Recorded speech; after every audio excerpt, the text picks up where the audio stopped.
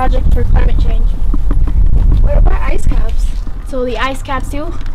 How about glaciers? I've always wanted to go to a national glacier park, but they're not going to be as big as they used to be, you know?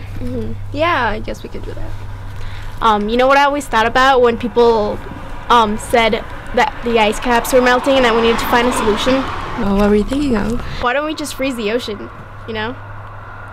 I'm guessing that would take some sort of energy to freeze all of that water. But if we got that source of energy and got passed through all of that, it might be possible. I guess it's possible, but we would need a whole lot of energy to freeze all that water. We can ask someone at NOAA, you know? A scientist. Oh yeah. Remember when we went there? Yeah. I think the bus is coming. We can take it to NOAA. Yeah, it leaves us right there.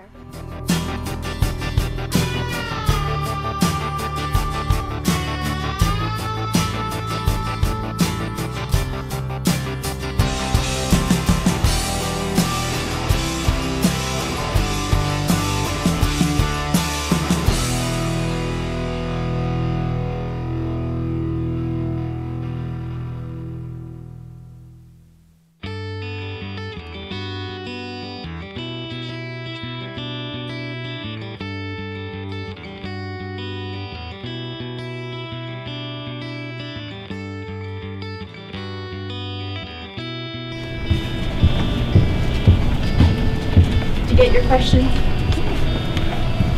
Ready? Hey, hi. Hey, welcome to NOAA. Thanks. I'm Alma. Lorena. I'm Russ Schnell. I'm a scientist here at NOAA. Come on in and we'll talk about climate change.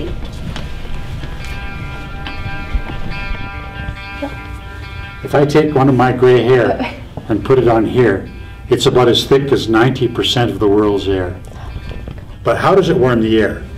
These little molecules act like feathers in a feather bed, and they hold heat.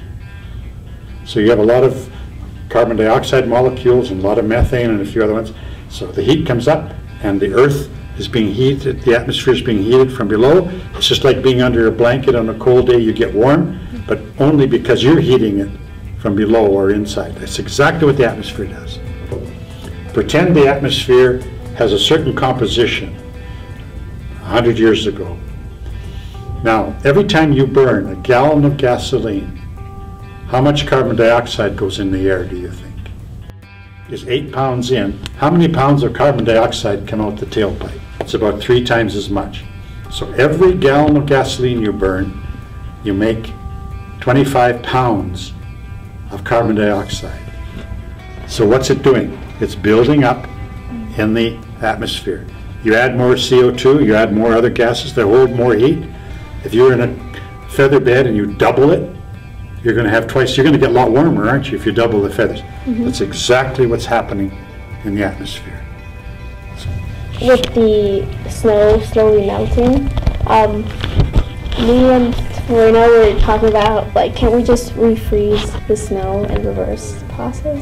You know, you bring up a good point. In Europe, there are ski areas and glaciers which they cover with huge polyethylene blankets and stuff so that they won't melt. In small areas you can protect them, but in big areas it's probably a lost cause. Now, if we reduced the heating in the atmosphere, reduced the carbon dioxide and the methane that's collecting, then we would go stable and the glaciers might stop melting as much as they are. But how are you going to do that? What we're doing now is taking something that took 100 million years before and doing it in a couple hundred years. We know it's coming. We can't stop it. Climate change is here.